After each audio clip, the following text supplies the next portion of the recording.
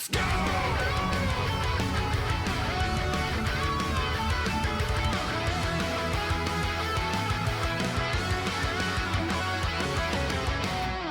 The next 2XKO trailer is here, and they've announced 6's gameplay. I've always been a big fan of 6. I think ever since 6 was revealed as a character in League of Legends, being a personal huge League of Legends fan, I always take the middle lane. I always rush mid with 6 and just wreck shop, man. I tell you, as an expert League of Legends purveyor, I always squat up with my bros and rush mid with 6. Sorry, I'm completely screwing with you. I only know this chick from a couple of scenes in the little bit I've seen of Arcane. She didn't have the punchy gauntlets when I watched. It's Jinx's sister. Yes. Okay. Yes. I'm here. I did notice that her level 3 looked weird. When I looked at, I was on a plane when I saw it, dude. And I'm like, their level 3 looks a little weird. All right, let's get into it. We have 4K? No! Dang it.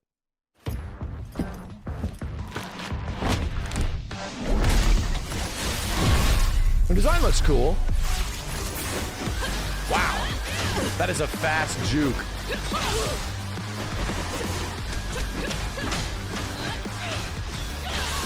Okay. What do you got?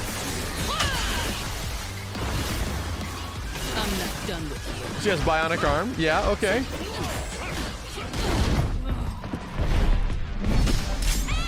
What is this? Is this a cutscene made for the trailer? I think it was.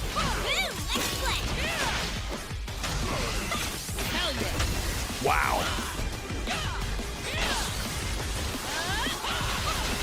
That's a cool super. Whoa. Okay. It definitely looks like I'll probably be playing this chick, right?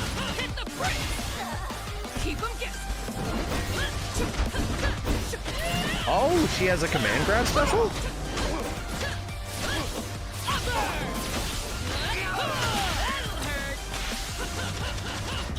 Very Vanessa inspired, right?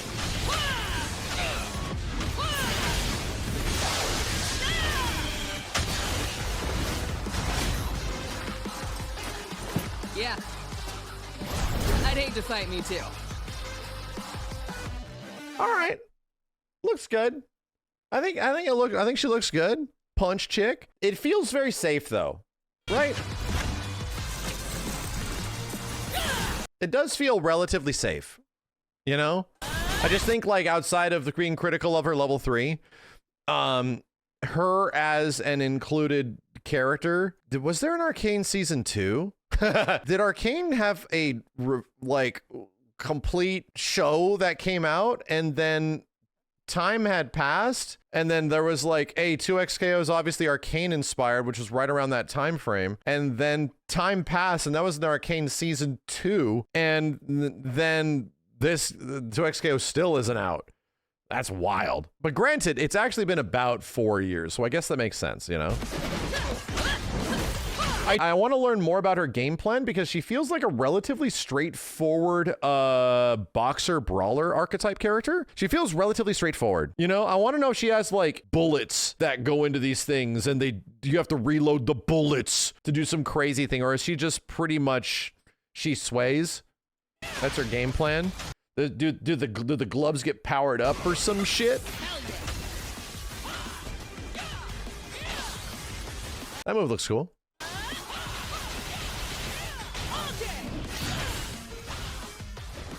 She is the brawler, okay. I'm looking for chores. I am. I'm sorry. I'm looking for chores.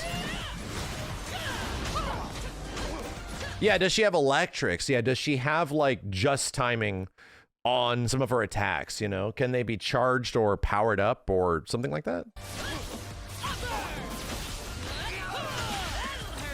So, let's get to the obvious elephant in the room that everyone's talking about, because this, I find it kind of crazy because, yeah, it's a rough looking super.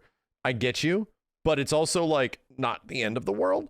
But I think people are just looking for reasons right now. And I think that's what's happening. So let's talk about it. The super is just awkwardly directed.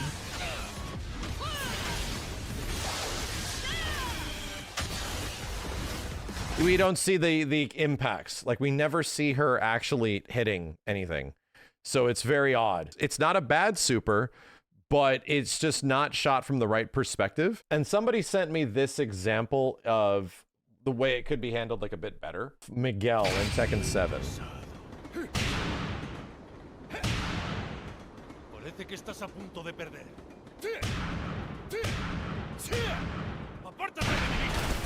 And yeah, I completely agree, dude, that a first-person perspective from the receiver is the way to go. That's the way it should have been done. And I think that point of view, just having some sort of like, you know, vignette hit effect or something like that, could sell this animation way better. So I came up with like, so why is this the way it is? Like, why is she like not punching anything until they eventually show a character that she is punching? It's a choice, man. It's just a choice. There could be technical reasons. There could be a whole bunch of stuff. All I gotta say is that, yeah, it feels like she's fighting herself in a way, but also it could have been shot from a different angle. I made the assumption that it could be that they may not have the resources to animate characters, close-ups of characters receiving damage that way. Close-ups, specifically close-ups. And that's a budget thing. A lot of it is like, billion-dollar company, you stupid idiot. No, I get you, but hang out with me here. 2XKO already is facing kind of like a bigger problem. It's not out yet, man. The game is not out. It is not a product that you can give money to. So my thought process is that some other characters have gotten this before. Like, for example, I think Braum has cinematic hit reactions for a lot of characters and stuff like that. My assumption is that that might have been kind of costly. Some of the characters that you have seen in the past and animating and customizing all of that stuff could have taken a long time. You start to also ask, but Max, like, why? All these other fighting game devs do that stuff all the time. Why is this unacceptable? Like, why is this why is this the thing now that is, why are you making excuses, brother? And it's like, well, okay, so here's the thing. I get it.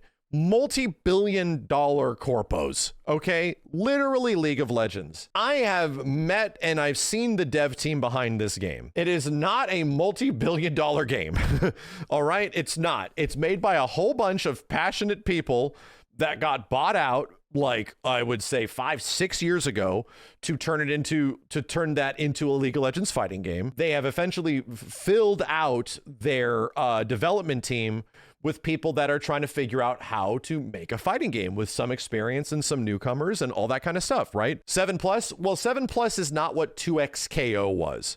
7+ is the game being different games before it got turned into 2XKO back in around 2021. That was around that time frame. And I think Tom or Tony recently said that in an interview. So anyway, it's a relatively small team that is probably being met with like a lot of crazy demands.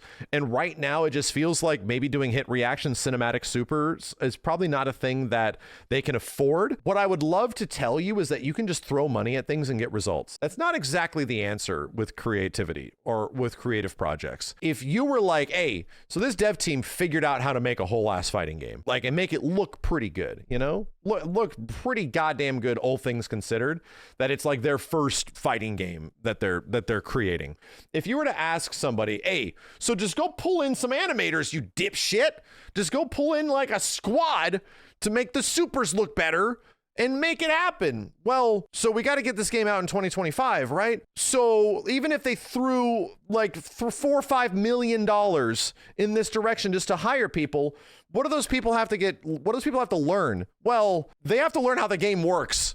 What are their constraints? What are their freedoms? At what point do they get to animate things in a certain way? It isn't just, I have made animation, deliver it, and put into game. No, they have to be designed, brother. They have to be designed for the game. So there's an entire onboarding process for new people that would have been involved. If you have to hire all these new people to do this stuff, a huge onboarding process to get people caught up, that is probably going to take a shit ton of time. And again, I don't think budget is necessarily the issue with 2XKO. It's had plenty of time, which is probably been pretty expensive. But what is now becoming obviously what has been like a luxury of theirs for over all these years has been time, and they're losing it. It's not a luxury anymore. Now it's not a commodity they have. It's now a specific luxury. They're running out of time. So that was my assumption. It's just straight up. I could be completely wrong, but I was like, I think they're running out of time and they just couldn't afford to do this. And by afford, I mean, they don't have the time to animate this shit, man. I still think that this was maybe the direction and choice of it is not ideal. I think you could have gone the Miguel route of this to sort of hide those things. What I learned is that people are eager and desperate to jump on this game and any of its shortcomings because it's taking too long. And I'll be real too, dude. Like my overall, like I'd say greater interest in 2XKO has, I feel like I've said this several times. I feel like the game's been out, man. Especially after that last beta, I feel like the game's been out for a year, and it's not. It has not even out yet. I've been plenty critical of several things in 2XKO ever since the first betas. I still don't know how to control this game. You know, to be completely real, chat, many of you guys have not even had a chance to play this because it has been in closed betas, but my bitch ass can't even control this game still. I cannot wrap my heads around the control scheme of this game to this day. I have not had enough playtime, even with like 16 hours in this shit, to even wrap my head around its button scheme. So that's already like a big problem with me. I have not really jumped in and found the fun in 2XKO unless I'm playing with like another person 2v2ing, which is just going to be fun no matter what, you know? That being the case, I'm still like, there's no characters that I'm really like, I can't wait to play this character. She seems like she's going to be cool. But right now, it does feel like the roster of the game is a little lackluster.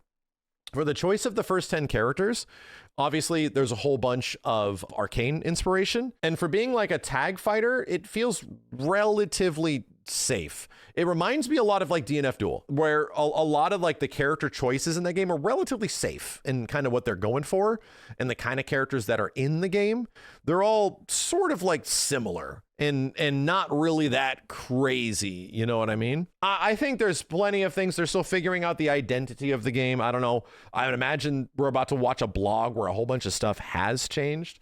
But what I do feel like in this sort of like awkward super is pressure. It feels like the game is being pressured in a lot of directions to eventually become a product, because it has taken a long time for them to figure out how to make a fighting game, you know? I'm not overtly defending it. I'm just trying to provide some rationalization of why this stuff is the way this is. And I don't feel like it's necessary for me to like jump and piggyback on everybody else just trying to ride this game's ass and find its and sort of like embellish on its weaknesses and its inability to launch and all that kind of stuff. I just kind of wanted to hope it eventually comes out and it's actually good, you know? I just hope that by the time all of this crazy shit happens and all these weird decisions and things that have happened over the past 2 years, I just kind of hope it comes out and it's really fun. But I feel like a lot of people don't even want to give it that chance anymore. It's too late. Time has passed. We don't give a shit. There's other games. We don't care, you know, like all that kind of stuff. I felt the fervor of the potential 2XKO audience already at the socks of this situation, because it's Riot and people don't want to give anything that Riot is making the time of day. And I get it. Yeah, it is a Riot game, but it's also made by a whole bunch of like experienced and junior developers that are actual people that are like humans that don't get paid billions of dollars to do this stuff and are figuring out how to make all this shit work, and they're trying their ass off to do all this stuff. And I'd like to give them the benefit of the doubt that what they're doing could come out and be really cool. That being said, I get it. I'm definitely not going to be defending Riot games of all things. I've never played any of their games, and this is the only one I've played the most of, and I do hope it is great when it comes out, and I hope it's got a fair cosmetic system. And I think they already literally said that all the heroes are going to be playable offline, which is great. Like, I think they're going to have to do things to get you on their side, you know? What's this?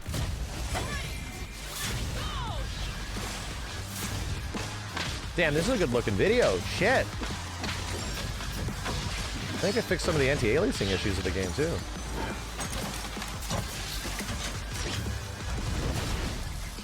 So closed beta, what the hell? We're doing another beta? Closed? So invite only? Yeah, Darius had like a power wave. Yeah. Watch the video. Okay. First impression, woof.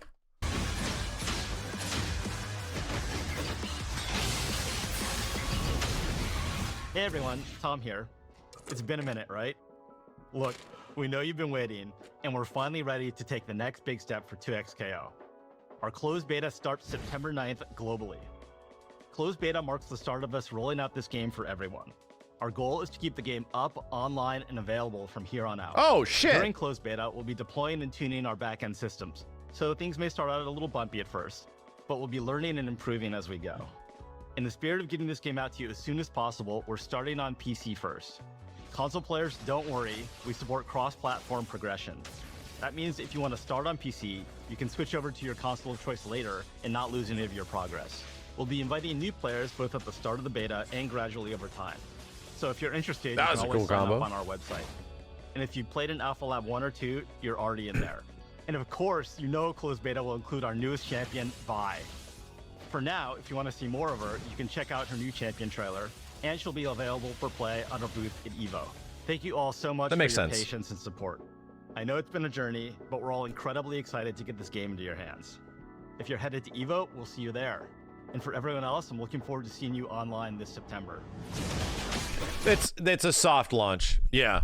I feel like the terminology of that should have been different, because if you just see this, my brain immediately goes like, another one?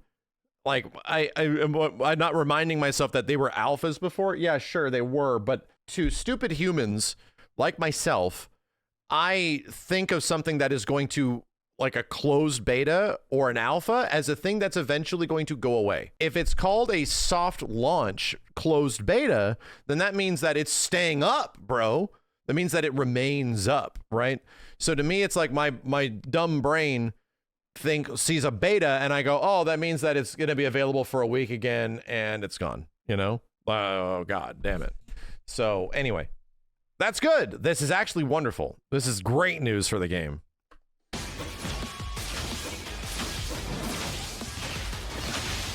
That's a cool combo. People are saying YouTube Shorts has more stuff. MOBA's launches, closed betas could be Riot fans understand. Yeah, I do not understand. I'm stupid. I don't play Riot games. I am stupid. Here are some of the newest gameplay changes coming to 2XKO. To make timeouts less frequent, you will start with 1 bar super meter each round, and you now only start with 75% break meter. In addition, you'll no longer receive bonus break meter when a champion gets KO'd. We've also reduced max gray health and increased the amount of time it takes to regenerate. Next up, defense nerfs. Rolls can now be thrown, and backdashing has been nerfed across the board. Jump now has more good. Good. Startup to lower the power of jump blocking. Push block now only pushes 1 champion instead of both of them. And we've reduced the distance on retreating guard. So it's getting more Marvel-like, especially on that push blocking stuff. Resource use, super meter will no longer carry over between rounds, but break meter will. We've reworked Fury. Oh, so they're also guilty gearing it a little bit. Okay, so you have to use your resources or they're gone. Ooh, okay, that's the guilty gear route. So it lasts longer on average, does more damage, and grants all of your attacks chip damage. But your opponent can now punish your defensive Fury activation by blocking it. Finally, hard knockdown no longer results from hit reactions, which now grant bonus damage, super meter, and break meter. Air throw and forward throw will now result in hard knockdown. Check back for more details before closed beta. Till then, we'll see you at EVO. Bro, this is a whole different game again. That's crazy. I don't know how many times it's been this way. Literally, we're playing like 2XKO version 3. Because 2XKO is pretty unique, man. Like, it's a game that has been like revealed and played by people for so long now. Folks are just like acclimated to how one version of a game plays that is still in active development. Let's be honest. Let's think of some other games. Tekken 8 changed a lot from first betas. You know, changed a lot of really good things that changed from the Tekken betas. Street Fighter 6, when it was first in beta form and it came out like almost a year later, that was mostly the same game, man. Like the functionality of Street Fighter 6 was, yeah, Street Fighter 5 also went through a lot of changes, man. Here's the difference. Tekken went through a lot of changes. Street Fighter 5 went through a lot of changes. 2XKO is going through a lot of changes. Street Fighter 6 was pretty close, man. Like there was some very minor things that had changed, but the core functionality of that game was fairly sound until release. So it was kind of like, oh, do you like the way this game is? Well, here you go, you know, here you go. I think because of that exposure of having the game be like many different games, by the time it's come out, and it's been so long that it's been like 3 different games now, it's kind of leaving this impression that the game's been out. That like the foundation, what I'm trying to say is like the foundation, like the bedrock of the game was not solidified when we were first playing it like a year and a half ago or something crazy like that, right? Like even that long time ago. Like the bedrock of the game could still change, and it had. And now it's actually changed like 3 times to the point where it's like, there's a ton more shit, you know, there's a lot more shit in this by the time it eventually came out. Strive went through a lot of changes because it got rollback as well, dude. Strive definitely went through a lot, man. I'm hoping for the best. I'm hoping we get a chance to play her at Evo, to play Vi at Evo, just to see how things work out, how like all the new system mechanics play out and stuff like that. Timeouts were kind of a huge issue, and the way like rounds sort of worked. I still don't love the round aspect in a team game. That still feels weird to me. I think she is a cool character, but I ultimately think that the roster feels very safe. Pretty straight, like almost like launch DNF Duel. But even I found the characters in DNF Duel to be more interesting because they had like the cool ghost guy, and they had like Captain Grab You. Like the archetypes were really like straightforward in DNF Duel, but even in a game like that, like there was still some really cool characters in there in general. Wild cowboy dude that throws grenades, vegan water. We need monster. Yeah, what I'm trying to say is this what League is? I remember looking at the League list, and League of Legends had a lot of shit. Like they had like, it seemed like ghosts and goblins and demons and all this weird shit and little tiny muffin dudes with beards. There's like a bunch of crazy stuff. Where are all the edgy ass characters? Yeah, there's no mega edgy characters in this game. The samurai guy isn't edgy. He's just a samurai. Where's all the edgy bitches? There was a bunch of weird ass looking edgy dudes.